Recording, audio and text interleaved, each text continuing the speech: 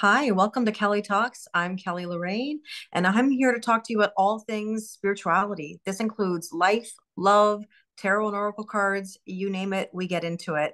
I'm here today with my friend Neil. Welcome, Neil. Thank you for joining me on this first episode of Kelly Talks. This means a lot to me. I'm trying something new, so everybody bear with me. Neil, tell us a little bit about yourself. Well, first of all, thanks so much for having me. You just saying that reminded me that it was the pilot episode. So thanks for that. I was like, as if there's no pressure here. I love that little intro that you just gave. So thank you for having me. I'm really, really excited to be here, Kel. I know that our friendship for has manifested itself and sort of culminated through a couple of years now. We've been Yeah. connected. Mm-hmm. So we both met through the connection, I would say more so instead of Tarot Talk, for anyone who doesn't know, I'd say we met through Teacher Talk, uh, Yeah. right? And that community that started during more so like the fallout of the pandemic, if you will. So Right. that didn't give it away. I'm a high school teacher, currently teaching business and law. And I've realized over the past couple of years, I think I've realized that I've always been into the spiritual community. I've really been introduced to it over the last couple of years and really sort of embracing that world of astrology and healing and putting my faith in the universe. Um, Mm-hmm. and so I'm just really excited to have this talk and get into how I've incorporated spirituality into my life and how I've used it to, develop new routines, to grow, and to really implement new ways of thinking in my I life. love So I'm really excited to be here. Thank you so much for Thank having me. I you. know I've Well, said that a Neil, few times, but yeah, it's really, really it awesome. means the world to me. I laughed to myself because I woke up one morning and said, I really want to do this. I really want to talk to people and hear their stories. And I thought about you because yes, we kind of met through teacher talk and seeing content related to school and teaching because I was a high school teacher for 19 years, teaching French, English, and business. Mhm. So you and I both have that background. And I just noticed throughout the time on TikTok that you were posting things that were, yes, teacher related, but then also I saw a spiritual side of you and you were open to that spirituality. And that was really intriguing to me. So when I thought about who could I ask, who could I talk to about these topics, I thought about you. And so Appreciate that kind of leads me to asking you first off, because whenever I meet somebody, I have to know these details. it. I Sure. want to know your astrology. And I'm sure everybody would want to know your sun, moon, rising sign. Tell us those details. Well, I think for anyone who's been in your lives, it's a total vibe. So I'm just going to start by prefacing Thank that. you. Anyone who hasn't been in your lives needs to check it out. I always find that your lives show up very organically on my feeds, whether it's in the Mm-hmm. or in the following tab or even on my For You page. It doesn't always show up, but I happen to join during these readings or during this time that I seemingly need to hear it. So for Mm-hmm. anyone who's watching, you need to join a live if you haven't, if you are Thank on TikTok or Instagram. Um, in saying that, I always make the joke that Kelly loves to expose my signs, given the reputations of the astrology world. So, in keeping with that theme, I am a Gemini sun. you. I Mm-hmm. learned very recently that I am an Aries moon Mm-hmm. and I am a Sagittarius rising. So, for anyone Okay. who resonates with that or anyone who just went Gemini. I just I anyone who always just wonder might why have they. done that, bear with me. I'll try and reestablish our reputation a little bit. I kind of wonder where that comes from sometimes because every sign has their thing, right? I mean, I'm a Virgo, Sure. so there are things about Virgos that are positive and then not so positive. So every sign has. I'm a Virgo sun, I'm a Libra moon, and I'm also a Sagittarius rising, which doesn't surprise me, Neil, in the way we talk to each other because I think we both have that open mindedness to philosophy and to life and to teaching because Mhm. that is a lot of the Sag energy, right? I So agree I with that. think that's pretty cool that you're open to those aspects because I don't want to generalize, but sometimes, in our day to day, people don't like to talk about their astrology. Not everybody believes in it. Mhm. Sometimes if you ask a friend or, you meet somebody and you say, hey, what's your sign? They're like, oh, or in the dating world, sometimes men don't like to be asked what their sign is because they're like, oh no, like what's she going to do with that info? And Right. You What is my know, answer, Dave? Yeah. I love the fact that you're open to at least that question. So, I mean, Mhm. I guess what I would ask you about yourself beyond your astrology or including your astrology, it's up to you, is like, how would you define your energy? Oh gosh. That's a That's a great, big question, I know. that's a fantastic question. I was thinking about analogies that I could use, sometimes in icebreaker questions, which ironically I'm not a fan of in like yes or Yeah. no use. I don't like icebreaker Yeah. questions. I I mean, automatically you don't like playing people bingo, like first day yeah, of I like know, school.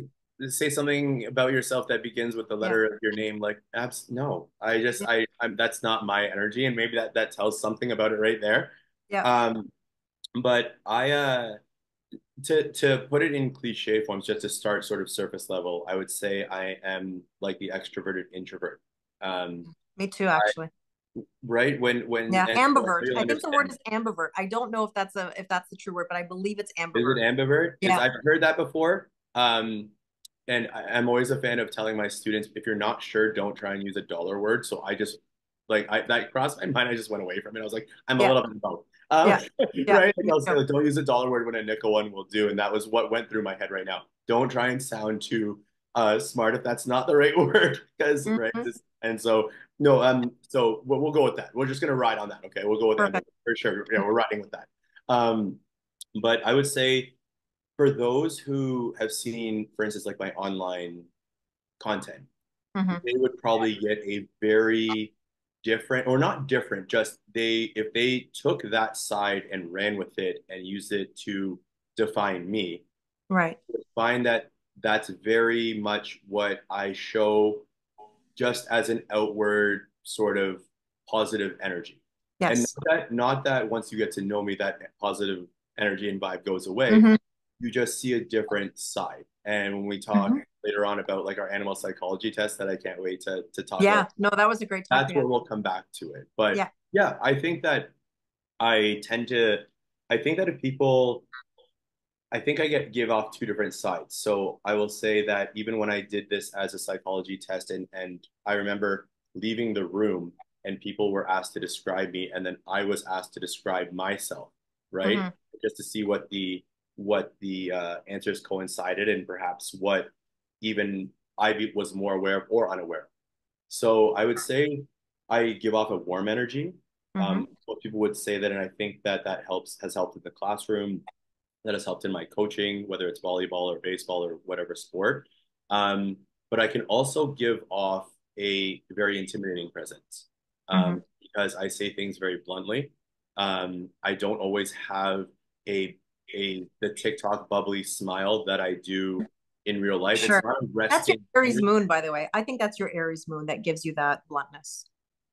That could very well be. I think so too. I just it, I and I also am very much a proponent of you are the company you keep.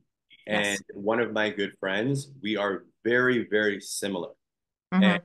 even when we first met in first year of university, I thought he didn't like me. Right. He was always on me, always throwing lines at me, always roasting me. And then we had a good talk at the end of the year, and we're just very similar. So our sense of humor, we even see that 15 years Sure. later. It's the exact same. It's we find the same things funny, we deliver lines the same way, Hmm. so we think the same way. And even when we're consulting each other for advice, it very much we don't take things personally when each other say it, because we have to imagine ourselves saying that, Right. right? Because we don't know how to take the tone. So I think that's where the bit of more intimidating dry presence. I've often been told, I don't know if you're joking or not. And sometimes I use that to my advantage. And sometimes I'm like, yeah, like you'll know when I'm being serious, but there people are like, I don't. That's the interesting part. Like you say things and I think you're joking, but you don't react as you're joking. So you really make us sort of right. But And that's kind of your Sag sense of humor because Sagittarius is known to have that sarcasm because I have it too. Because in the classroom, sarcasm was my best friend or my puns or my wittiness. But sure, you know what I sure. was gonna ask you, just listening to you, Mhm. um, in regards to they don't know if you're joking or not, do you ever find that when you're not in that smiley mode, that you might have a facial expression where it's very serious? Because the the Aries energy is known for a facial expression that is very serious. And sometimes people will be like, "Are you mad?" Like, are you okay? Like they don't know what the vibe is. So I'm actually wondering now, talking to you about this, if that's related to a combination of, your Aries moon, that sarcasm and the Sag rising. The Gemini nature would be two-sided anyways, right? Because it's considered the twins. So Yeah. you have this side and you have that side. Now, Right. granted, we all have different facets and sides to us, but Hmm. not Hmm. to analyze your personality based on your astrology, but it's No, kind of go for interesting to it. see how it really does play out. Absolutely. And I don't know a lot necessarily about, because, jokingly, don't mind saying this for people to hear. I learned that I was an Aries moon very recently, like yesterday, because of you. Um, and I thought I was a Gemini moon. Yeah. Um, and so I've always in my life played up that Gemini side. And I think that has to do with my dad constantly saying that too, like very cheekily growing up, like that's the Gemini. Yeah. We're both Geminis. Like when he would see personality things that I would do that were similar to him, he would Hmm. attribute it to that.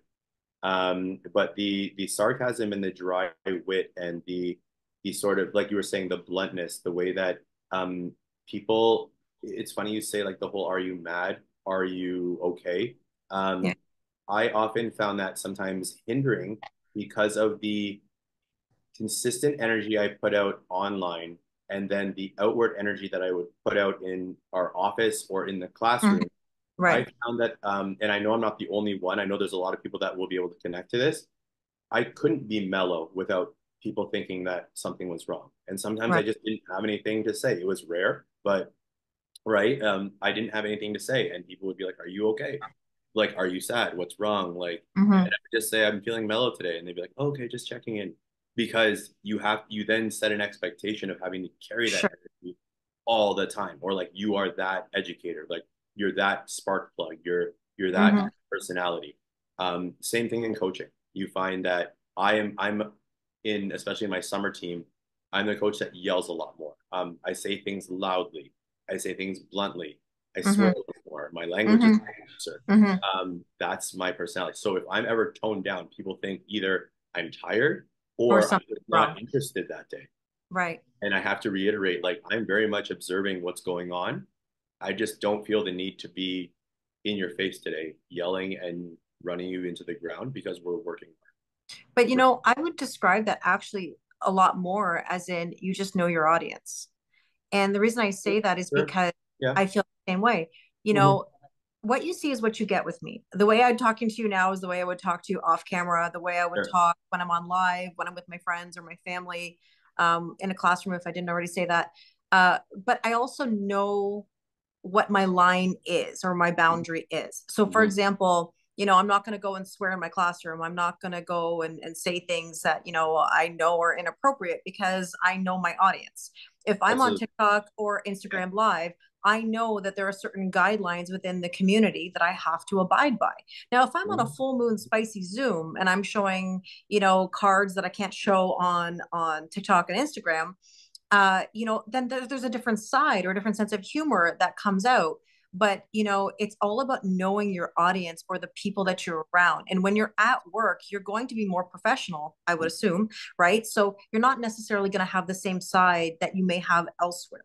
And I would just say that that's knowing your audience, and that's self-awareness. And I think that that's really important because sometimes we're not always aware of our surroundings or even ourselves for that matter and how we think and feel or what we do and say. And that leads me actually to a bit of talk about energy, because Mm-hmm. one of the things that I always hit home is that the way we talk to ourselves, the way we speak to others, our body language, it says it all. I mean, you're a fellow teacher. If I Mm-hmm. walk into a classroom and I'm mad and I'm miserable, I'm probably going to get that energy back to me. When I go into my lives every day, I'm always saying, hi, so and so, welcome, just like I would have in the classroom. I would greet every student because I Yeah. want people to feel like they're a part of something. I want to bring an energy that's very positive. And if I bring a welcoming energy, then I'm going to receive, and that's the key word. I want to come back to that in a minute. I'm going to receive, you know, good things in return. Now, Mm-hmm. that's not necessarily an expectation because I'm not going to walk in and be like, you have to respect me, because that's the wrong way to go about it, because you're just Yeah. going to get instant resistance. by chasing it, Today's world. going, you have to, you have to, you should. I always say don't should on anyone. And I always repeat that, don't should on anyone, because you know what it sounds like, right? Hmm. Hmm. So the idea is when we have expectations, we get resistance.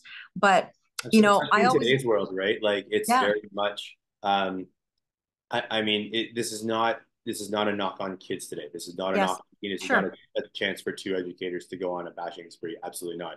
But the kids today realize also as well, they'll eat you up. They don't respond to yelling. They don't Yes, respond no, to no, the aggression that like the almost militant style that coaching or even teaching used to be taught yes, yeah, where it was because like an it automatic. has Yeah. changed so much. And Hmm. also too, I let them know that even that old way of teaching of like yelling to get the class's attention, of calling somebody out, that also on my part doesn't feel good, No, right? So in establishing that, it's just funny that in terms of establishing that dynamic, yeah, you establishing, I don't want to misuse or sort of like overuse the word safe environment. I think that can get taken out of context, but you establish a warm environment that people find, maybe even not to overuse warm. I don't like to like say the same word so much, but it seems, I would believe that if I walked into your classroom, hmm, it's an inviting environment.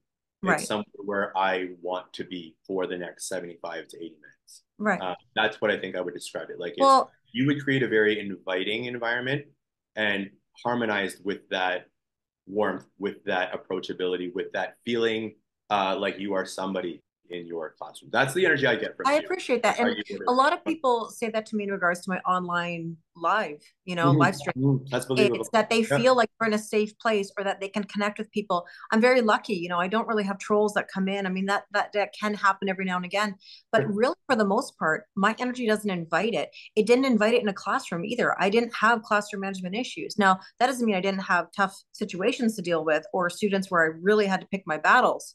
But I wasn't going to engage in something for the sake of having a fight. It makes no sense. Hmm. Now, you said a very key word, and it leads me kind of to my next question or topic. You said safety.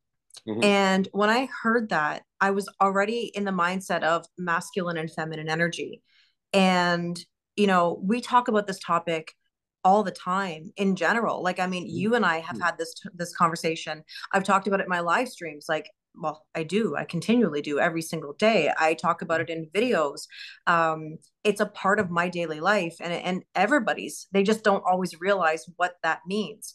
And Sure. so, just very quickly to sort of give a definition, masculine energy. And by the way, this is not about gender. This is not about man, woman. This is something we all embody. We all have a side of us that's masculine and all have a side that's feminine, hence Hmm. Gemini, the twins. That's Hmm. why we have masculine and feminine. Sure. So the idea of safety and providing and giving is something that's very masculine in nature. And Hmm. then you have on the other side the feminine energy, which is receiving and nurturing. And I Hmm. think that a lot of people really have difficulty distinguishing between the two because we have become this overgiving society that says if you don't give, there's something wrong with you. If Sure. you're not giving extra gifts, if you're not spending this amount of money, if you're not putting this amount of effort, there's something wrong. How dare you not give everything to everyone? But the Hmm. problem is we Hmm. can't be everything to everyone. And this is where we've gained an imbalance in relationships.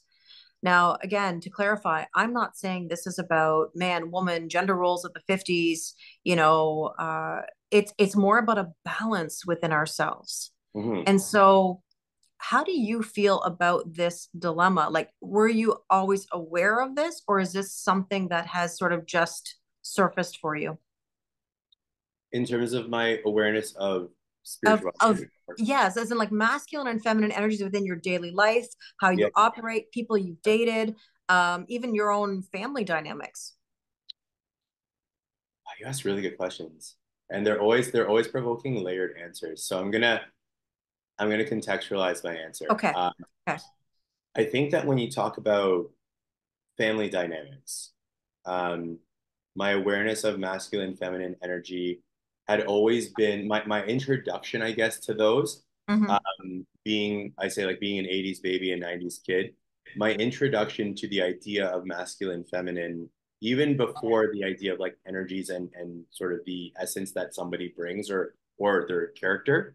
Um, it was introduced to me through not necessarily gender roles and domesticated rules, but I had a very traditional household that way.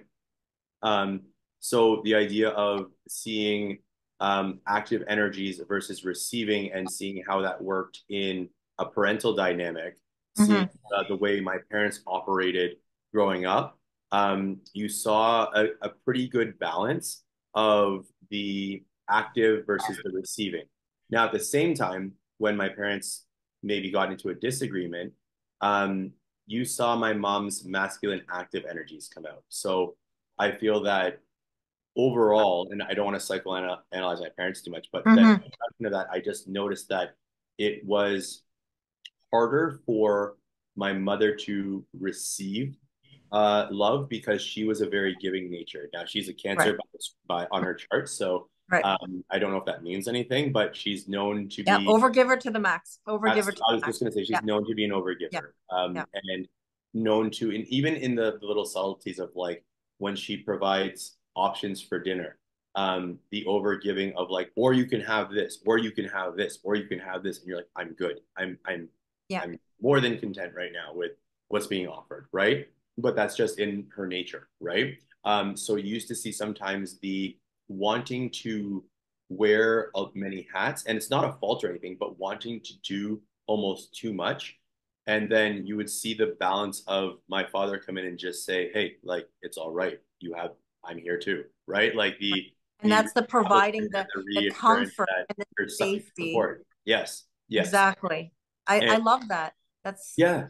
Well, I mean, 40, what is it now? 45 years they've been together. So, yeah.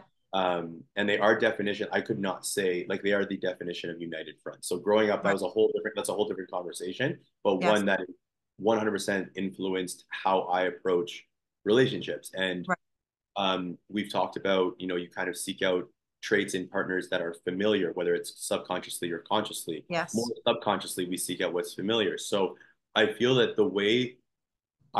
my approach to relationships and the relationships that I found myself in on any level, romantic, friendship, just general connection, um, I tend to attract and I think I've realized, seek out um, partners who also struggle with that balance. Hmm. And for Yeah. me, sometimes it's a challenge. It's a welcome challenge because I find myself, I think, having a pretty decent balance of being able to balance masculine and feminine energies, or even masculine and more soft masculine, I would say. Hmm. I've found that I tend to gravitate towards connections where even my close female friends, they have a very prominent masculine energy. Right. They have their active, giving, providing energy. Yes. And I don't feel that's because they feel threatened or inferior in any ways. That's just who they are. And Hmm. again, I don't want to psychoanalyze any of my friends. It's just I found that even the in particular the females that are my friends in my life, like I just said, they're just that energy is very prominent. So Well, it's a societal thing, Neil. I think this is the issue. It's like we see this on television, we see this in media, we see this in everything that we do that says give, give, give. I want to love, love, love. I want to give, give, give. Because there's an underlying feeling that we want to be loved, we want to mhm, be chosen, we want to be accepted. mhm, And so the difficulty with being in such an overgiving energy is that yes, it puts us in the masculine energy. And then therefore it really throws off the balance in our relationships mhm. because when people are so much in that masculine energy, they don't know how to receive. And when they don't know how to receive, there's this, like I said, there's this imbalance and it causes difficulty in relationships. Mhm, And you and I had a chat the other day that was really funny that we kind of like had in common, I guess you could say, or it was a, like a similarity. And I was telling you a story and I've mentioned it many times in my lives. mhm, And that is years ago, I was dating somebody that I really liked. He was wanting to take care of me. He was wanting to do whatever he could to make me happy. And mhm, I was just in this oblivious mindset of like, I got this, I'm good. It was like I literally, and I laugh when I say holding the bag because there's two meanings to this. in my marriage, and I think many people can identify with this, when my marriage ended, Mhm. even though it was amicable, I felt like I was left holding the bag, which means I'm in masculine energy. I've got to provide. I've got to pay the bills. I got to make it work. I got to be everything to everyone. I'm taking crap from everybody because I'm just trying to please. I'm trying to please my family, my friends, my work. I got to deal with this divorce. I got to find me. It's like that's where I had my reawakening, but that's a whole other story. But I was Sure. in this holding the bag energy in that aspect. And Mhm. then here comes along somebody. We're at the beach. It's this beautiful day, and we're walking back along the boardwalk, and I'm holding this bag. Now, it's this big bag filled with towels and bottles and whatever else you could have in there, Mhm. man. And he turns to me and he says, and I'm 5'2", and it's not about height, but like I'm 5'2", and I'm like lugging this bag, and he's 6 foot, and he's buff, and he's like, can I carry that? And I was like, no, no, no, I got this. I got this. And he's like, no, no, no. Like, can I take it? No, no, no. My goodness. Stubborn, No, Kelly. oh, stubborn Kelly. Stubborn. Did I Did lose? not want to receive. I did not know how to, Neil. I didn't know how to. And here's the thing. It's No, like, I'm just teasing you. I know, because I look back and I Like, say, oh my gosh, I'm not going to make that mistake ever again. Now, did I lose that connection because of that? No, of course, there are many other factors, but it was very apparent to me as I've gone through my spiritual reawakening and, these years of growth and change, and also talking to thousands of people. I recognize how I just didn't know how to receive. I was so in my masculine energy. Cake Analogy 101. If you haven't watched the Cake Analogy video, please do, because it really outlines how we sort of chase the energy and how we want to overgive and overdo and problem solve. And we got it all taken care of ourselves. And man, I just really wish that I had known better. Now, again, it doesn't really matter at this point. It's not even about the person. It's about me and how yeah, I was yeah, behaving. Now, yeah. you told me a story about, a beach, a sort of like a beach story or like a bag story of your own. Mhm. Um, Tell us. Mhm. Mhm. Oh, it's funny. That's why I was just I loved like hearing this story again because it's funny that when you deliver it, it's your delivery too that's very it's very captivating. It just engages. So that's why I was laughing a little bit because it Oh, was it's funny. I I laugh can at myself. picture you doing that, right? Like I can picture you just being like, that's okay. And then just being like, why did I say that?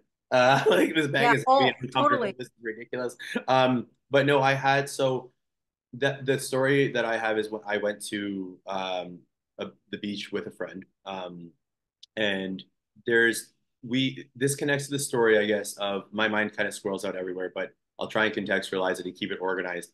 It stemmed and connected to our conversation regarding love languages, Right.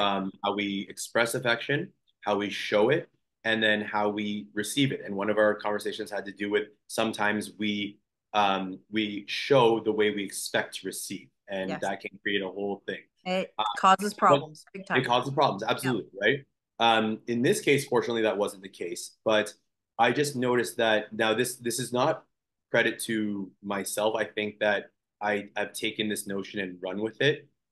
This is full credit to my family and especially my dad, who taught me just the idea of it's funny that we talked about this with chivalry.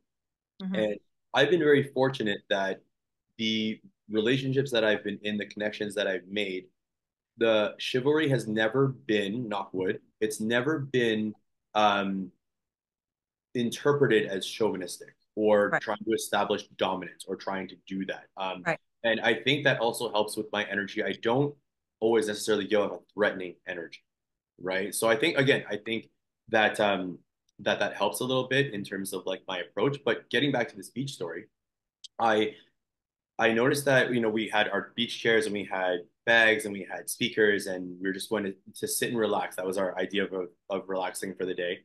And without sort of thinking about it, she had picked up her bag and I just kind of said, "Let me take that." And she said, "No, no, like I can take it. Like I'm good." And I said, "I know you're good, but you have a chair and just let me take the bag." And I said playfully, like, thankfully you're with somebody who is able-bodied as well, who's not really carrying a whole lot, and just let me take it. Like you can also take the volleyball. You can also take the speaker, right? There's not a whole lot of, it's just an awkward thing. Let me do it. And without knowing that, and she'd made mention of it later that day, he said, "You unknowingly fulfilled and spoke to all five of my love languages.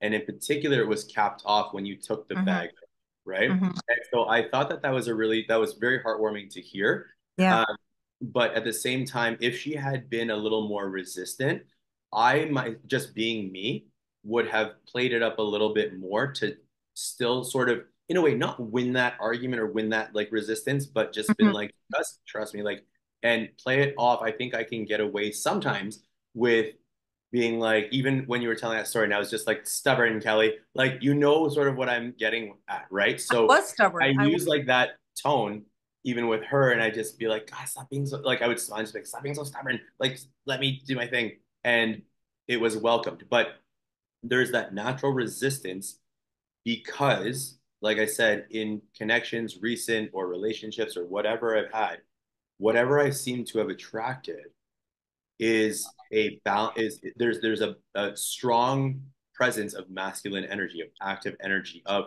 Mm-hmm. not saying that taking that bag was, making her feel inferior. Right. She's just used to that. So she's not used to having someone that Well, is and it's hard to not that retrain. can do it, is It's hard to offering. retrain the brain or the trauma or the triggers. Sure. Like it doesn't Yeah. just happen overnight. Like it's Yeah. consistency from you in that situation to show her or to make her feel safe. That's the whole Hmm. point, Hmm. right? Hmm. And she's mentioned that before too, and I think that that's been Yeah.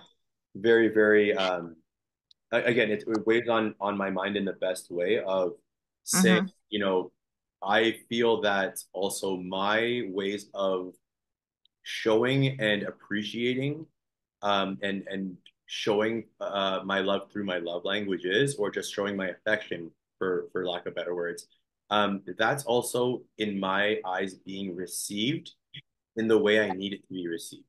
So from a masculine perspective, from a male perspective, we feel, when that's, it's not a sense of validation, it's we feel valued. We feel Right. like we serve purpose. And as old school as thinking of that may be, that's how a lot of guys are wired. We need to serve a purpose. We need to find out where we fit. Um, and even if it's something as simple as allowing us to carry a bag, allowing us to walk curbside, allowing us to open a door, knowing that you know how to open a door, Right. like, right? Even pulling a chair up, knowing that you know how to sit down, that kind of thing, right? There's Mm-hmm. simple things that we've been conditioned either by our fathers or even by our mothers of, who have taken on that role of, this is how you should be treating. And it's just Well, simple little that gestures, just shows you how the right? importance of having those role models. You know, Hmm. I was very lucky with parents who really were in balance as well. Now, that doesn't mean they didn't have Right, their moments, right. but they were very much. My dad was an Aries, my mother is a Gemini. And Okay. so they really had a good balance with each other. My dad had the fire for the get up and go, the motivation. And my mother had the sort of like ability to keep him grounded at times, you know, to not go too far, to just, she always supported him, she always supported his endeavors, but Hmm. she sort of had this ability to sort of calm or nurture the energy. And that just comes back to my point of why, you know, masculine energy awareness, or sorry, did I say masculine and feminine energy awareness is so important, is because feminine energy nurtures something. It's like pregnancy, right? That baby will take approximately 9 months. There's nothing you can really do to change that. That baby will arrive when it arrives. A garden is not going to grow flowers overnight. You can't go busting out the miracle grow. The miracle grow is the masculine energy trying to make it go faster, Hmm. right? We have to allow things to unfold naturally. So trusting the process to me is the feminine energy that knows everything will unfold the way that it's supposed to.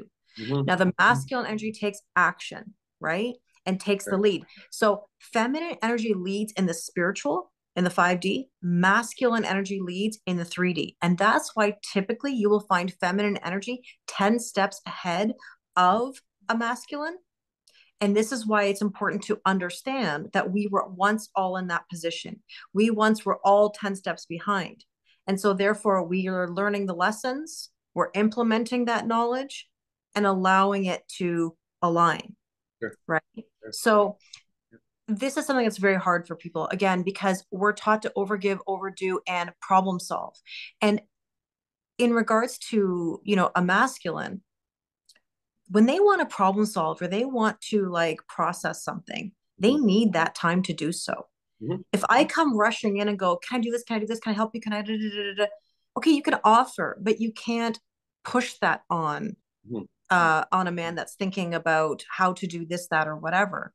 Sure. That's something that can be discussed when ready or bounced off of each other. That's great. It's Yeah. balance. Yeah. So we just have to know when to take action and when not to. And that just kind of leads me to one other point that I don't want to forget. And that is people say, well, what about in my own life? Is it Mhm. bad to be in my masculine energy? And no, of course not. If it's for your personal growth and evolution, you want to take a course, you want to start a business, you want to be doing something new, do it for your growth and evolution, not for another person, Mhm. not because you want to chase a relationship. It Yeah. has to be on your own volition for your growth. So there's nothing wrong with masculine energy. It's just that when it comes to relationships, if all of a sudden we're trying to control the who, what, when, where, why, and how, Mhm. then we're going to run into resistance. That's why I said anybody who's ever had the what are we conversation Yeah. in a relationship will know. I always ask, how No did that wrong. go for you? Yeah. Asking your person, what are we?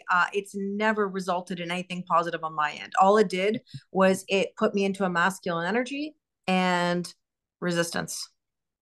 And it's I think it's essential, and I don't want to overstep or say anything sort of out of line. I Yeah. think it's just essential, and this is just coming from my experience too.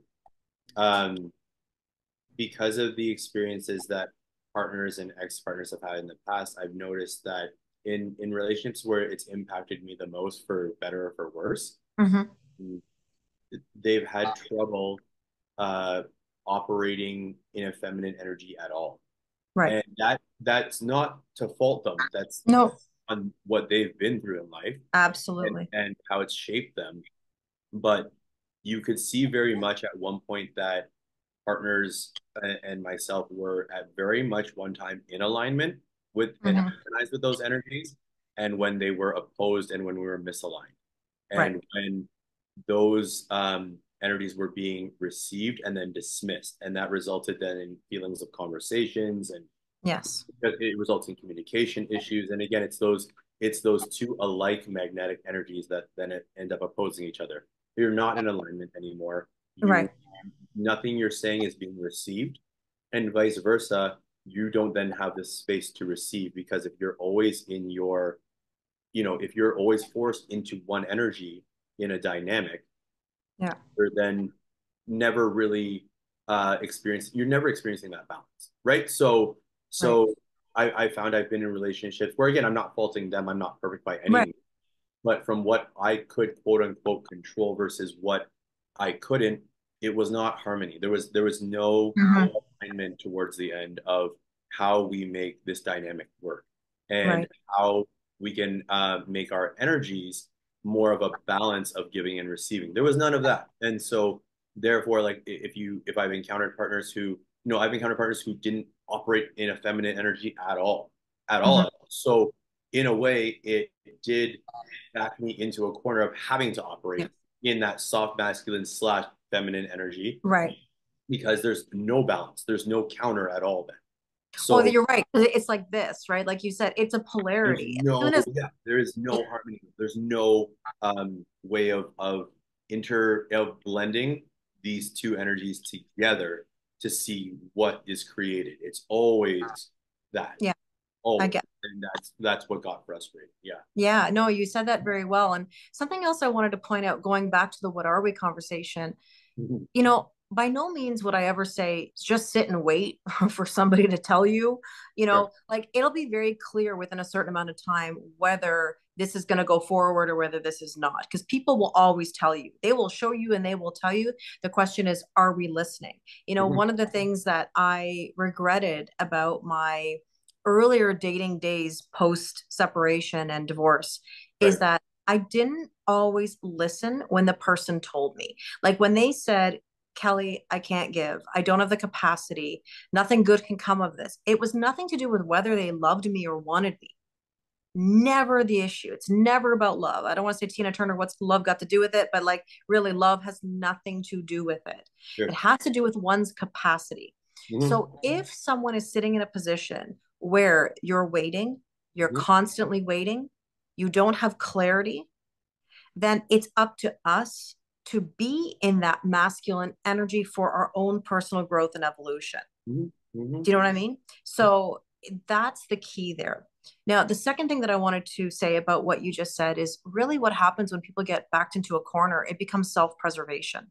Hmm. And so that's when we get real tough situations in a relationship because if somebody's operating from self preservation because of traumas, triggers, and hurts, and that's natural because we all have traumas, triggers, and hurts, Sure. we have to make an effort to change those or to better them. And this is where lifelong learning comes in. And, this is where the teacher talk comes back in. And I always use the analogy of, fixed mindset and growth mindset, Hmm. where people tend to think that boundary making is like, well, I'm going to put walls around me. Hmm. And no, it's not walls because if you put walls around you, there's no movement anywhere. You're just staying in one spot. There's no change happening in your life. You're in the same mentality, the same emotions. You're staying in the same story that has existed, which means you're going to manifest more of it. Hmm. Hmm. Versus if we were to put boundaries and have slow growth, then we're likely going to receive much better things going forward. Hmm. So the self-preservation of putting these walls up or being in a box really doesn't help anything. All it does is it makes you more frustrated to the point where eventually the tower moment is going to hit. Tower moment meaning the tower card in tarot where your world is shaken up, something comes out of left field and sometimes it's not pretty and we want to avoid those things. The Hmm. problem is again, we don't listen. We know it sometimes, but we just don't listen. We don't think it's going to happen. We don't think everything is going to crumble. But sometimes that's what's needed in order to grow and to change. So Sure. if we're in a fixed mindset that says, well, this tells me this, source tells me this, God tells me this, energy tells me this. Well, the thing is, energy is fluid. So that means when we say every day is a new day, I would walk into a classroom and I would say, well, today's a new day. Okay, whatever happened yesterday doesn't matter anymore because that was yesterday. Energy is fluid. So you can have your truth in that moment, your download, your message, your this, but recognize that your energy is going to shift Yeah. and grow. And you may think that something was right before. Yeah, and it was your truth in that moment.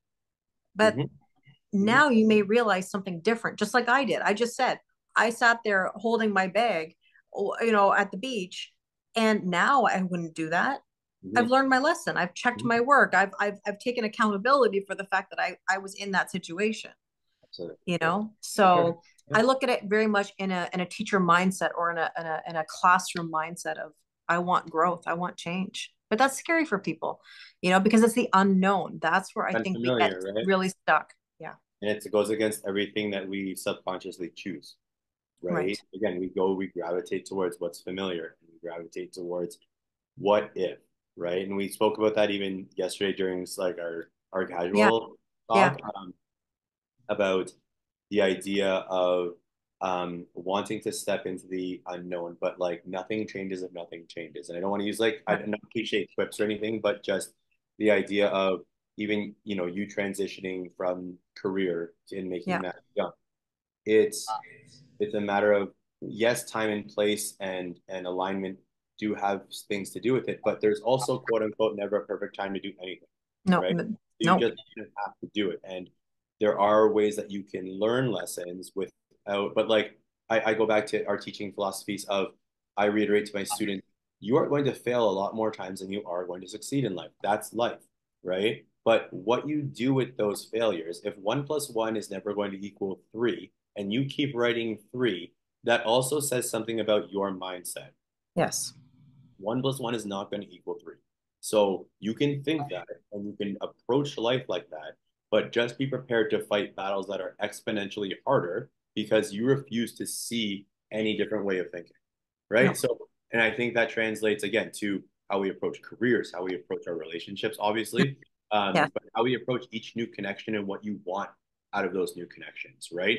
what Yeah. you want out of this new career and path. If you're opening up or you're considering exploring a fork in the road, why is it that you're either wanting to or what's preventing you from doing Mm-hmm. it? And so I think going just to sort of wrap up that thought with the idea of yeah, it sounds and it's funny just like the PD triggers of growth and linear mindset of like looking Yes. at slideshows and being like, right, we get it, like the strategies.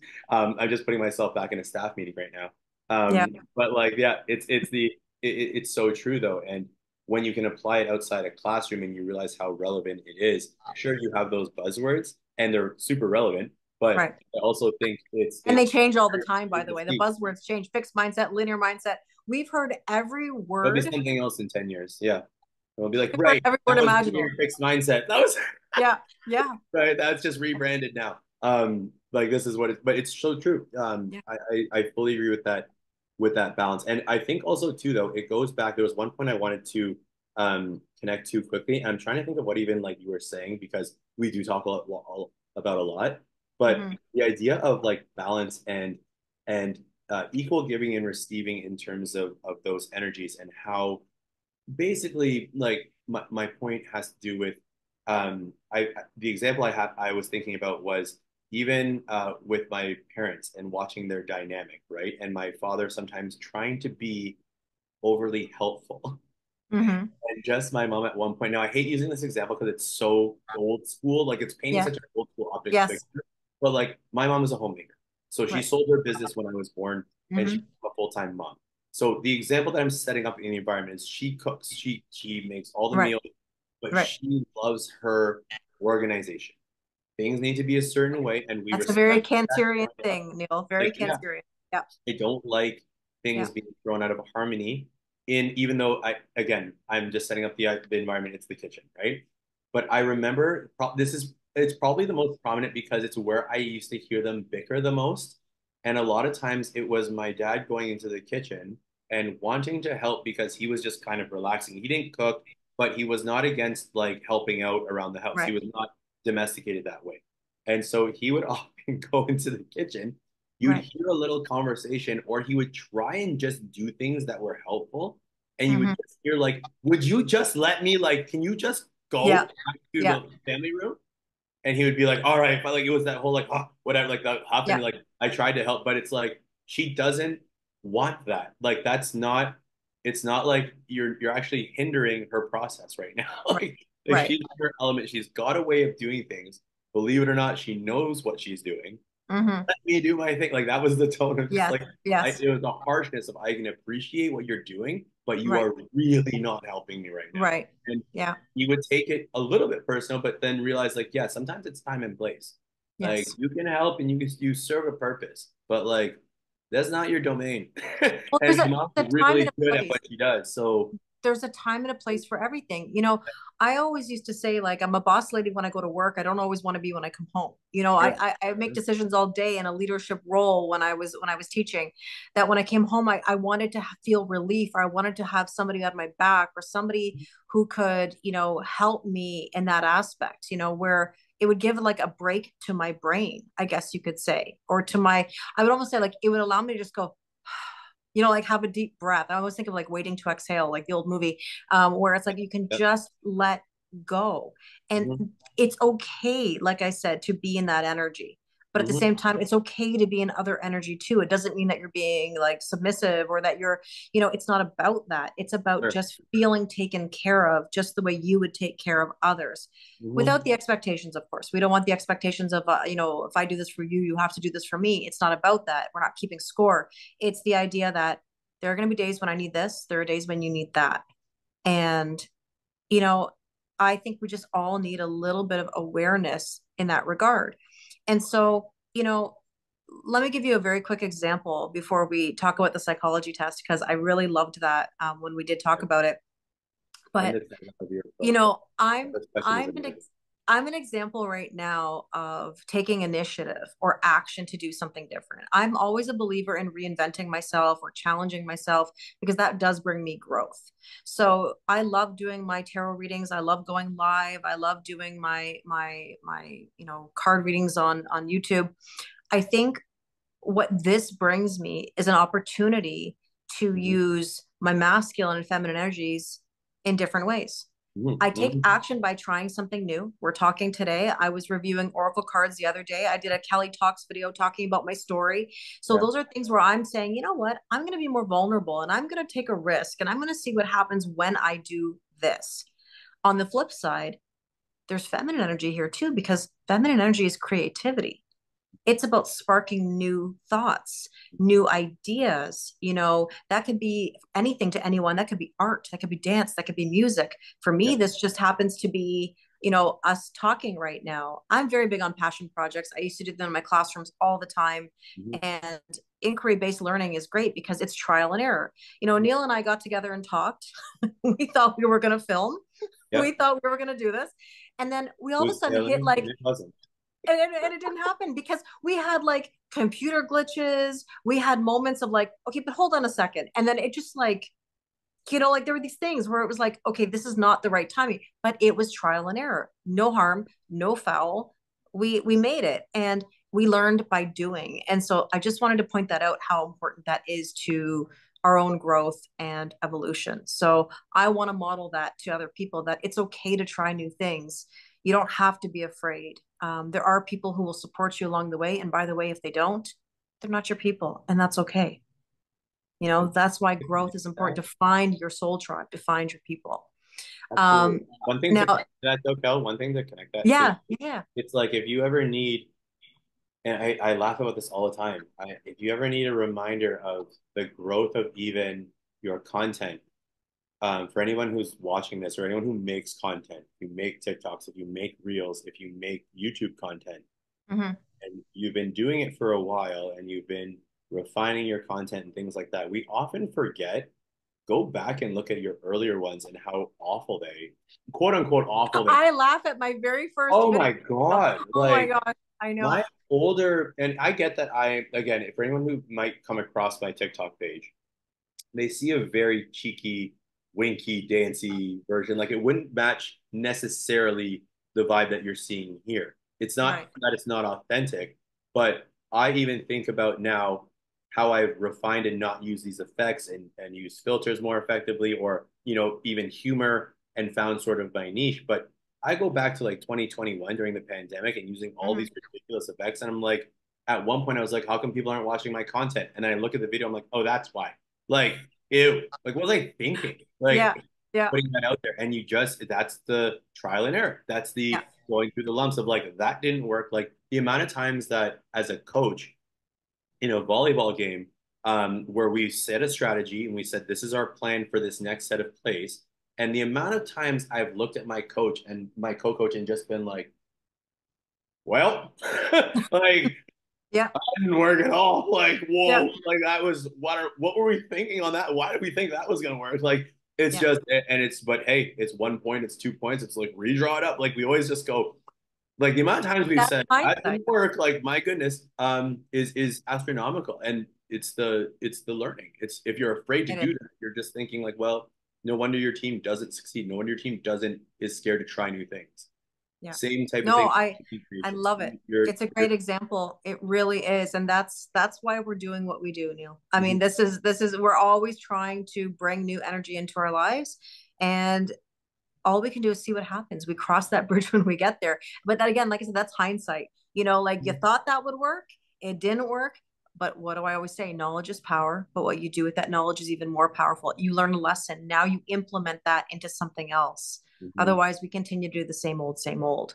So, Neil, you did a psychology test with me and loved it. Yeah. Tell everybody what we did. Well, it was something I actually, of all things, the platform we connected on, TikTok, it was just kind of a fun thing. It was a blind react. And there are many psychology tests out there, and I'm not trying to be a therapist or act like I have an extensive background in psychology, but I did do a portion of studying that in school. And I always just find psychoanalyzing the brain and breaking things down, my personality. This is where this comes from, just for people who are watching and your audience who have no idea who I am. Um, Hmm. just an insight to my personality. Like in new environments, I tend to be more observant and I tend to take in the environment around me before opening my mouth. And then once I get going, or once you've crossed through that threshold, that wall, not the wall I put up, but just this sort of, I call it this sort of intuition shield, if you will. That's how my Hmm. master put it so eloquently to me. But this wall of intuition. And once you get through that, through that shield, it's a whole different side of me Hmm. that you'll see, right? So, um, sorry, I just kind of squirreled out there, and No. what we were talking about, in terms of, can you just remind me again? Sorry, I do that a Oh, lot. the psychology test. Psychology test. Sorry, sorry. I You asked started me looking at some the great Oshos, then I was like, questions. that's not what we were talking about. That's coming later. And so the psychology test. So the psychology test had to do with three faceted. So what, how you present yourself to the world, how people see you, and who you truly are. Right. So it was Hmm. even fun to see this, to do this with you. And so what I had asked you was, I want you to think of, and anyone can do this and play along because I'll give a little bit of spacing in between. Right. If you could pick an animal, if you thought of any animal off the top of your head to represent you, right? Hmm. What would that animal be? And gave each other a few seconds and came up with an answer. And we'll share our answers after, right? Hmm. And the second pass of that question was for anyone again who's watching, listening, who's playing along. If that animal didn't exist, pick another animal. And then once you got that answer, the final facet and layer to that is if that animal didn't exist, which sent me into a whole whirlwind. I was like, what? Like, if these two animals didn't exist, okay, here's the third one, and make your selection. Now, I'm curious to know, and because you have all your subscribers watching, I'm going Hmm. to give the floor to you, and I will almost conduct it the way we discussed it. Okay. I Okay. want them to hear your answers because I Sure. like involvement in the conversation. Okay. And then I'll give my answers, and maybe that will give people a bit more insight of who I Sure. am. But we did have very similar first answers. Sure. That was very interesting to me, that off the top of your head. So yeah, I'll give the floor to you. What were your answers? Okay. So if I could be an animal, I said a lion or like a lioness, right? Mm-hmm. My And if that second didn't exist, Yeah, my second answer was a horse. I grew up with horses. I love horse energy. I love the freedom. I even laughed at myself thinking about the Sagittarius rising because it's sort of like half man, half horse. You know, the idea of like the archer. You know, the freedom, the taking aim at something. So the Mhm. horse energy was my second, and my third was a dog. Right? And very, again, a very, I feel like eclectic choices of when you think about the way that those animals and their environment, their natural Hmm. environment, it's very different, right? Like horses have can be wild, they can be domesticated. Hmm. Also, you have your wild dogs, but for the most part, they are seen as like domesticated pets, right? Hmm. And you have a lion, which just only the very brave will attempt to domesticate those. Like, right? Well, we'll attempt to sort of keep those as pets. But with that, the whole idea with this test was so your first answer, and for anyone who's playing along, your first answer was who you want to, how you want to present yourself to the world. So when I said we had similar answers, and I said my first answer was tiger, right? Hmm. So thinking about the qualities of those animals, of what we know about them, or how we even have shaped our image of them, of what we know about them, right? So, lion being part of a pride, especially a lioness, right? Going Right. out and being the hunter, if you will, right? Hmm. The the sort of backbone of the pride, that what gives the team or the group its substance. So I think about your online community that you rave about so much, your online, Hmm. you really are the common denominator in that family from that perspective.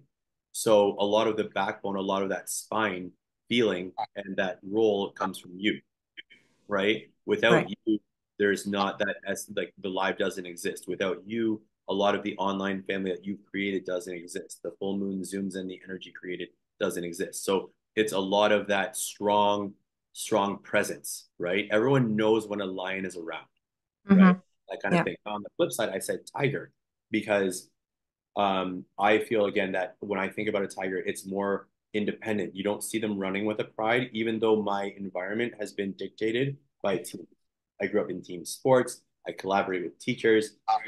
There's everything about me screams team. Yet, being an only child, I'm very comfortable being on my own, Hmm. presenting that energy, right? Now, the second one that you said, I love that answer. I loved horse only because my experience with horses is very little, but the time that I have had spending with them, I remember saying to you, I was like, I see why horse therapy is a real thing, right? Yes. This creature, this magnificent animal that's beautiful, yet in a snap could kill you, right? Yes. But they don't present that energy like it's No. not the lion energy they present, right? They present this therapeutic, this very tranquil. Um, they engage with you. Mhm. And I'm not telling Well, you they read something, no, energy. They read energy so well because if your incredible. energy when you get on that horse is not good, you will Mhm. know. You will know. And it's so funny. Okay, so not to crawl down this rabbit hole too quickly, that what you just said was, do you watch Yellowstone at all? No, I don't. Okay, so anyway, okay, so it's very quick. You'll still be able to relate to it. Yeah. There is a scene where one of the main characters has trauma from being not having good experiences with horses. Hmm. One of the new workers on the ranch who they're trying to figure out sort of who he is because he's just come out of prison, but he's working at the ranch now. He's sort of watching her try to get on this horse again, and the horse is just bucking and not having Right. it, right? Yeah. And so he, it's sort of not a steamier scene, but it's sort of just like that. It's a very Yellowstone scene. So he comes up sort of behind her, and the way that he gives the analogy, he uses her as the horse, right? But not in any Mhm. like bad way. Yeah, He yeah. he grabs her hips and he tenses her hips and he goes, "Does that feel nice?" And she's like, "No." And he goes, "So imagine what that horse feels when you grab it. Right. Right. You Very get good on point. that horse, you have to know that that horse has to know you are stable and in control. Yes. Yes. Has to 100%. feel comfortable. So if Yeah. you grab it like this and get on it, it's going to react that way, the same Yes. way you just did. And that was the point of the scene. It's like Yeah. versus when you said so. It just exactly what you just said. It just that's what triggered that scene. Is like they respond to energy, And right? that actually relates to the third answer, which is I said Yes, dog because yes, everybody knows that dogs read energy. Like a dog will like somebody or they don't, and you'll hmm, know when a dog doesn't like you. right. And so dogs, they're loyal, like you said before, but also they do read energy too. They And it's respond amazing the accordingly. energy that they read. Yeah, like if you're Yeah. angry, they walk around with you like I don't know why we're mad, but we're mad. Yeah. Like they will feed off your head. Like okay, I'm Yeah. with you. Like and that's the Yeah. loyalty. I don't know why we're upset, but we're upset, and Yeah. we're gonna be upset, right? And Yeah. that's it. So even with my not to crawl down too much into my answers, but I remember saying tiger, and then sloth, and Yeah. then Yeah. wolf. And again, I've always the wolf really more resonated with me because being an only child, being comfortable being by yourself, Yeah. yet you I value very much and thrive in team environments, whether that's sports, whether that's collaborating, whether that is in social environments growing up.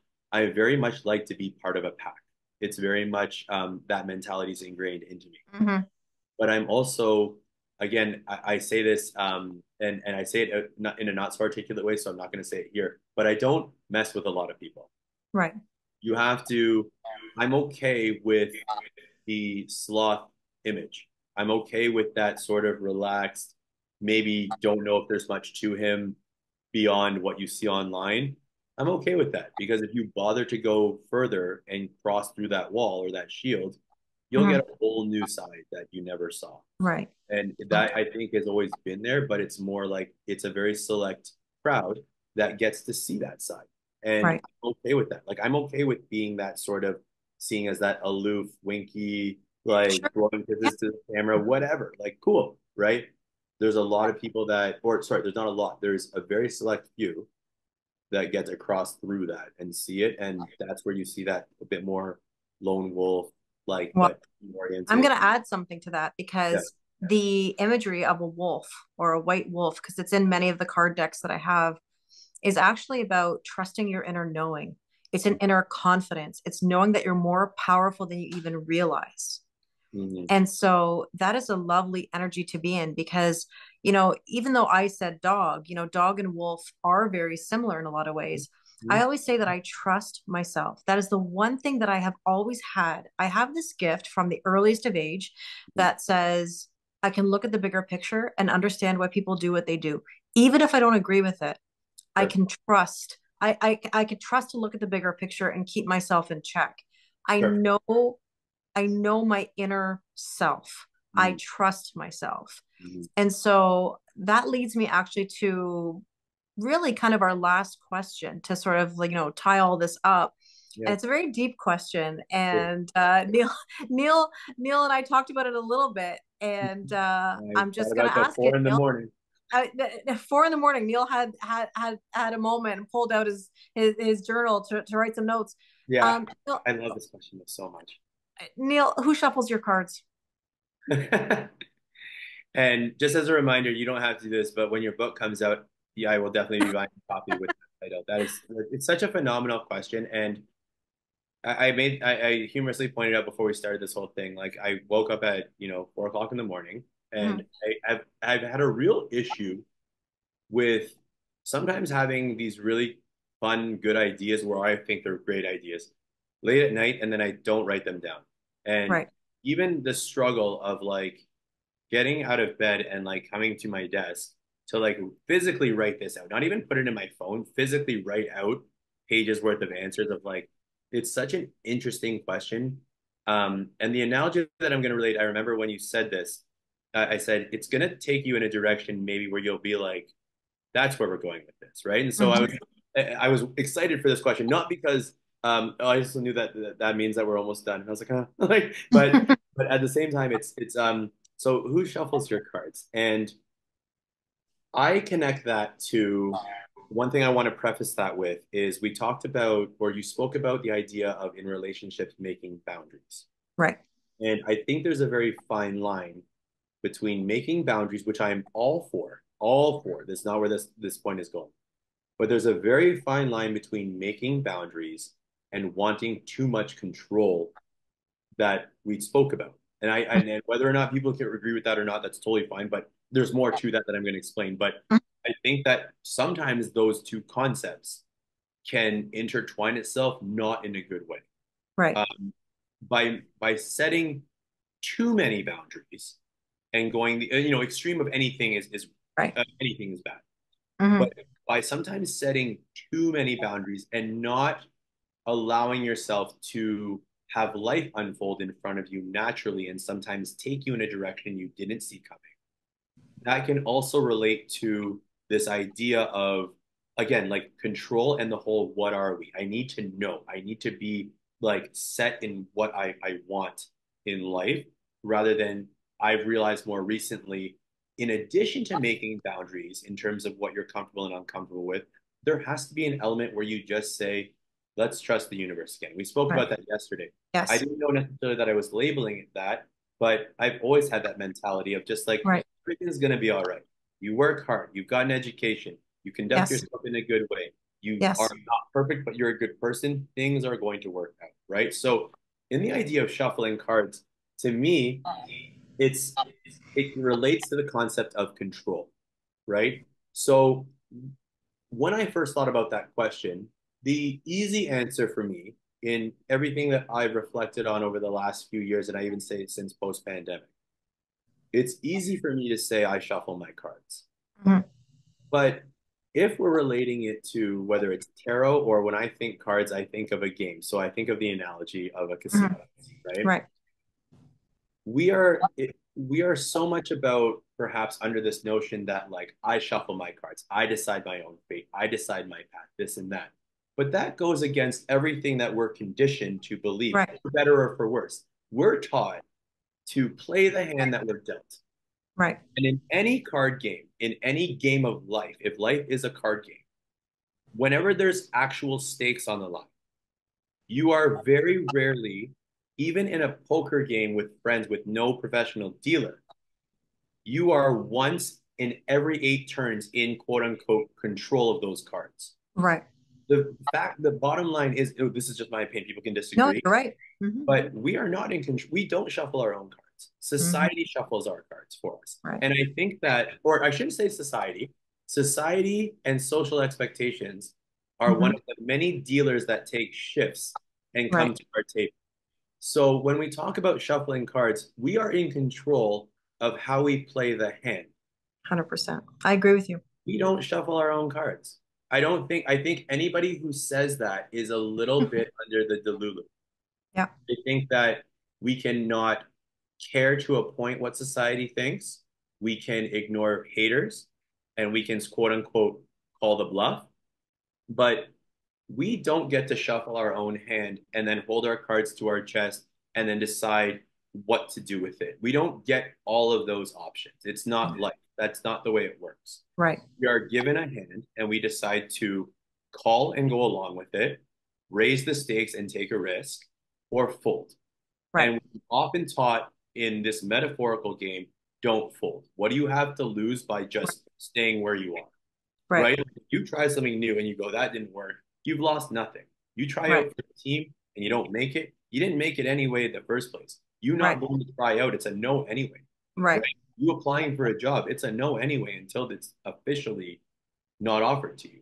So in saying that, I think about, and I'm just reading here, kind of like going over what I went through. Like Hmm. I think about casinos and dealers have shifts, right? Yeah. So depending on who shuffles your cards, if you take the lens of working career, right? It could be your boss shuffles your cards for you. They give you a hand and you decide Oh, how to sure. play. 100%. Your partner could give you set boundaries and give you and deal you a hand. How you play that hand is completely up to you. Hmm. I But agree. my first answer when you first asked that question was thinking to myself, like, how do I frame this so that I can not how do I frame this? How do I articulate this so that I can still have this notion of I'm still in control and maybe what people want to hear? And that was what I was thinking about all day yesterday. And then at 4 in the morning, it was like, you don't Yeah. shuffle your cards. Face that reality. It goes against everything we're taught. It goes against, and not that you can't challenge your social conditioning. Right. I am Yeah. absolutely for that too. Yeah. Absolutely for that.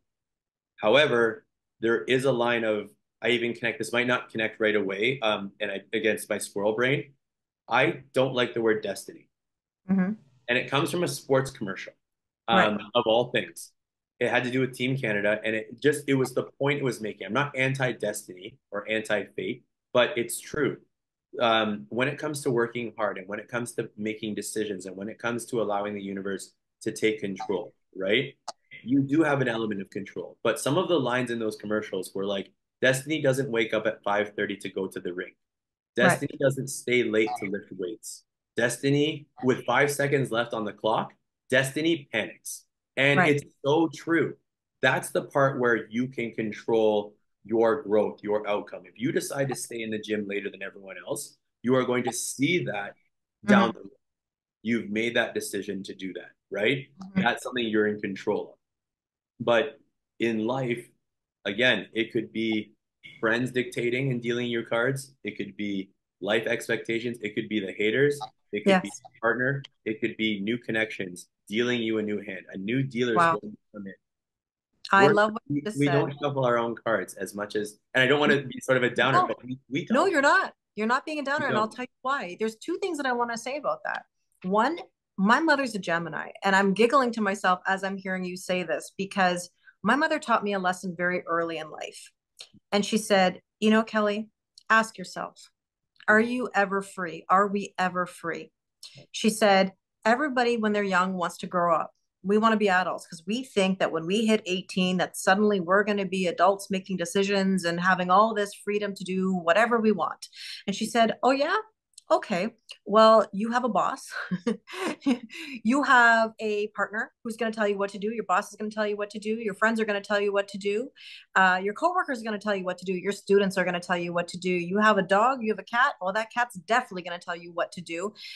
So you have everybody really, in theory, shuffling your cards. Mhm. And so I think what you're saying is that there is a balance. It's funny, it's always the word. There's a balance of this free will. I do believe, as an example, that, and I'm using the King of Pentacles as an example from the tarot. Okay. The King of Pentacles is very slow. Okay, now trust the process is the Knight of Pentacles, which is like painfully slow. Actually, in the Light Seers deck that I have right here, he's not even on the horse. Okay, that's Mhm. how slow he Mhm. is. He's not moving anywhere really, but you're trusting the process that he's gonna get there. The Mhm. King of Pentacles, okay, long journey. You're gonna get from point A to point B. That's your quote unquote your destiny, I guess you could say, your plan. Your life is written if you want to look at it like that. But it's the detours and the choices along the way that will dictate how soon you will get to that end point. Mhm. So if you're learning the lessons along the way, you're implementing the knowledge that you've gained, then you have a better shot of getting towards that goal, Mhm. that point B. Mhm. Now, if we're not learning those lessons along the way, it's going to feel painfully slow and frustrating. And, we may not get to where we want yet. At what point? Because I always ask, how many rounds do you want to go? At a certain point, we will have a moment, I believe, that says, man, if I got to make it or break it. Because Mhm. in my mind, that's my mentality. If I've got to make it or break it, I'm always going to make it. There's no option. I'm wired that way. Yeah. I'm very optimistic. I mean, that's one thing people always say to me, how are you so optimistic? It's like, Mhm. I'm wired this way. And I Yeah. recognize that not everybody is. However, we do have the power to control ourselves. We don't have the power to change the school system, to change the healthcare system, to change the political system. We try to always go top down, and that does really very little. All I can do is work on myself, my own environment, and hope that that radiates out. And that's what I model myself with in regards to my online platforms. Mhm. If Mhm. I'm in good energy, if I'm going through the process, and I've learned trust the process. Let me tell you, I have receipts on trust the process. It wasn't easy. It still isn't easy, but Mhm. I continue that growth and evolution and I model that. That's why I teach in hindsight. I can't always talk about today what's happening because I have to process it. I have to learn it. I have to be able to think it through, experience it, and then share it, right? So this is a process. Mhm. And we have to trust the process that everything's going to work out exactly the way that it's supposed to. But at the same time, it's not about doing nothing. And what I mean by that is that sometimes people think manifestation is like, well, I'm going to do nothing and it's just going to come to me because I've asked for it. Yeah. And well, I don't know, like this is frustrating because nothing's coming my way. Well, what changes are you implementing, even if they're the smallest of small steps? There still Right. has to be some element of work. And I'm not picking out what you said earlier. This is going to be the Virgo in me that's going to use a word. I don't know, Neil, if it's work hard. To me, it's work smart Mhm. because people can work. There's many stories, and we can look at, and I'm going to go old school when I say Death of a Salesman, Willie Loman, as in like Yeah. Yeah. literature. He worked Okay. hard, he didn't work smart. Right. And Right. I've known many people throughout my life who did this, and they thought there was an expectation that if I work hard, I'm going to get what I want. Yeah. And you and I talked about this at the very beginning, before we press record, and that was, picking battles. I'm not going to pick a battle that I'm not going to win. I'm not going to go into a classroom and pick a battle with a kid that day, that is struggling with this, that, or whatever. I have to know when I'm going to pick that battle and when to just let them be. Mhm. Now, I'm not going to let them be disrespectful in the sense of like hindering the classroom Right. or a safety issue. My Right. my point is that we have to know when to hold them, know when to fold them. We Mhm. that when you were Mhm. talking about the poker analogy, this is exactly the point. Is that you have to pick your battles wisely, and you do have the choice. And I want to remind people, not making a decision is making a decision. If Yep. we don't make a decision on something, it's going to just stay in that energy until you're forced out of that energy. And that's how we get the tower moments, And nothing is But also not doing nothing. Doing nothing is also doing something. You've made that decision to do nothing. yeah, Like you know, I think that too. Absolutely agree with you with what you were saying. yeah, it's more working smart. And I'm Hmm. not picking at this comment that I recently saw, and I want to address it very quickly before we go. And that is, sometimes I get people who will say to me, Kelly, I see readings every day and none of this happens for me. None of this changes for me. What do these readings really mean to me? They're not true. They don't come true. And here's what I'm going to say. One, these are general readings and collective readings. They do come true for some people. I get messages all the time that say, oh, this person reached out to me, or this shifted in my life, or I got that job, or this happened. And that's wonderful. But I want to remind people, watching readings can be a wonderful thing. You can learn a lot about energy, a lot about yourself. I like to think of tarot or oracle cards as self development. The Fool's journey is going from the Fool to card 21, which is the end of a cycle, and then starting a new cycle. So, in order to get to that card 21, that Fool has to take a leap of faith. That Fool has to trust their intuition. That Fool has to make a power move. That Fool has to engage in relationships of all kind Right. and master as best they possibly can these experiences in order to have the completion of a cycle. So if one is finding that nothing is changing, it may not be changing because there's not a sparking of new energy somewhere. Taking a risk, meeting new people, trying different things, whatever it may be. Because I know a lot of people can feel frustrated with things not happening for them. But May I say something to that too? pardon me? May I say something to that too to Yeah, of connect? course you can. Yeah. Um, it's interesting to me because the energy that I'm picking up from that statement too is, and this may be again, this is my sort of blunt side is coming That's right okay. now. We're both very into the spiritual world. We Right. have the tarot decks. I have Yes. my Osho Yeah. Zen.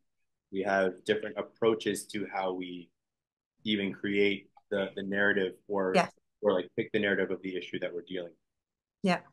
If people watch your TikToks and your content, or people Yes. watch any other creator, and Right. we've talked about common creators that we follow and we attach to. Mm-hmm. Mm-hmm.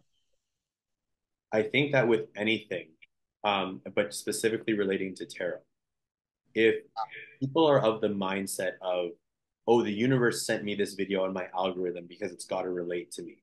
Okay, Mm-hmm. nothing happens from it. If this is your sole source of, Mm-hmm. and you misuse the word source in the tarot world, but if this is your Yes. sole source of getting ideas of what the universe has for you, it's no, it, for lack of better words, it's sort of delusional thinking. This is Okay. a tool. I think that tarot, I think that what you do is so incredibly powerful. But if you're using your videos and your polls as the all encompassing Mm-hmm. base of this is what's going to happen in my life, that's a bit, you're missing something else Yeah. that is, you're trying to fill that void with your content. What that allows people to do is when it doesn't come to fruition because they Mm-hmm. haven't been the work, it also in our human nature gives an outlet to blame. Well, And through that it outlet shifts to blame, blame. I It saw shifts. your it shift blame. Yeah, yeah. And Yeah. it gives, but it Yeah. also then now gives an actual person or a personality that I can allocate that blame to. Right. And whether or not then the people take out their pains or project them through you. You said, I saw this video of yours, nothing's come to fruition. It's the same thing as when some people say, like, I deserve this in my new element. And it's like, Right. hey, you've said that many times. You deserve it. But do you have it? Have you Yeah. done anything to allow yourself to have it? Have you made space in your life for a new connection to come through? And Mm-hmm. if not, And do you don't believe get it? mad at That's the other Kelly. thing. Do you wholeheartedly Yeah, believe it? yeah. Then and if you don't and you see these videos, you're not in a sense like, I mean, you're not allowed, but you're not Right. allowed to get mad at Kelly because she put out a video. It's an Right. easy swipe of your thumb if you don't want to see it. Simple. If you Right. decide to read that and you go, well, this came up for a reason. Like I always say, I've said this to you before, like your videos show up very organically, and I watch and engage, and sometimes I even notice my comments are just like heart faces because Yes. it resonates, but you come up sometimes so much. I can't just be redundant and try and think of a resolution. Right. Right. I I understand. love that you come up on my page that much, Mhm. right? But at the same time, too, I'm like, well, if I'm just taking this as the be all end all, Right. then that's also too, this has got to fulfill an aspect of my life. Like Osho Zen has got to fulfill when I'm feeling like there's something and I pick the cards myself. There's an Yeah. aspect to that that is serving a purpose. But I Yes. don't take the reading and go, okay, like this Yeah. is That now this is like the the be all end all, 100% or this is energy. absolute. It doesn't But make any sense. that's my point about how Yeah, energy is fluid. It right, changes, right? And right. I, just to give us one last thought before we go, Hmm. and that is I describe what I do as motivational tarot. Mhm. It's motivational in the sense that I want people to know that they can have all the things they want, Hmm. the best of the best of the best, implement boundaries, take methodical steps, make mistakes along the way. Nobody's perfect. Trust the process, but do something that brings you growth and evolution in your life. Because once you get a taste of something, Hmm. Hmm. it makes you want more. And you have to strike while the iron's hot. If something is good, keep doing it because it's working. If we stop, and this is my talk lately, I say this a lot. It's Yeah. like I think in the last energies we've had, last few months, let's say, we've kind of stayed and relished in a bit of an energy that says, I made a move and I'm really proud of that move. And you should be celebrate making a move. But if you stay in that move too long without making another move, then you start getting angry and frustrated and tense and things start coming at you. And then you're wondering, like, why? The reason is because you're being nudged to make another move. So I look at what I do as motivating people to go to the next level, even when it's difficult, to know that there is support, that there are other people who are like minded, and that you're not alone, that you are somebody. Hence why I say everybody's name when they come in. I say, hi, so and so, or bye, so and so, have a good night. I want people to know they're a part of something and that I genuinely care. This Hmm. is more than a business to me. This is about being good human beings and having change in our life. And that's my transition from really, classroom teacher to maybe spiritual teacher. It's just me continuing my change. And if I continue to change, I'm anchoring those energies for people who are part of my collective, Hmm. which means I'm learning and I'm sharing. And if you're with me on that and you want to grow and change, amazing. Right. That's all I can ask for is for general change, right? Absolutely. So I'm looking to change myself, and hopefully that trust the process and all these Kellyisms that come out of my mouth. A lot of people tell me that they hear my voice in their head saying trust the process, trust the process, or it's like short-term pain, long-term gain, short-term gain, long-term pain, or any of these words. If they mean something to somebody, then I've done exactly what I need to do.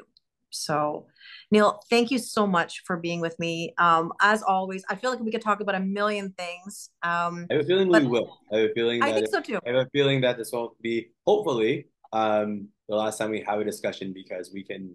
I know that we can have it aside from just like even energy talk. There's a lot of things about under the realm of education or approaches or Yes, being raised, millennials yes, in in Ontario yeah, in our society, going through things like identity and going through things yes. like cultural expectations. There's so many things that yeah, we absolutely can talk about how it shapes the essence of a person and our Hmm. manhood. Like I absolutely loved this conversation. And I appreciate again, like I appreciate you in your online family and your online network and the connection that we have. Hmm. It's incredibly humbling to have been asked to do this. It was something I was looking forward to, but Thank. I very much value the very organic friendship that we have. I very much Hmm. value that relationship that we have, and so it makes me look forward to helping you take that leap into like this next step, even though it's a pilot Thank you. episode. And I imagine if we ever did this again, how we would change things up, how Yeah, we like it's I growth already think mindset. about how would go because again, but Yeah, it's that whole thing of like if you don't do it, you just got to do it with these things we do. and try it. And I even know like I'm thinking about the moment of where I'm like, what were we talking about again? Oh, psychology test, the thing that I Yeah, brought up. Yeah, yeah, yeah, that thing, right? Like yeah. I just scrolling the brain, and but it's so nice, and it's so again, not to overuse that word, but it's humbling to be asked by somebody like you. It's Thank so you. much appreciated. And yeah, no, I just thank you. That's all I can really say is thank you for having me. Well, I thank you as always. And to everybody who watches, your likes, your comments, your subscribes, they really do mean the world to me. And if I've given something to you today to think about, then I've done exactly what I intended to do. So, again, thank you, everybody. And we'll talk to you soon. Bye.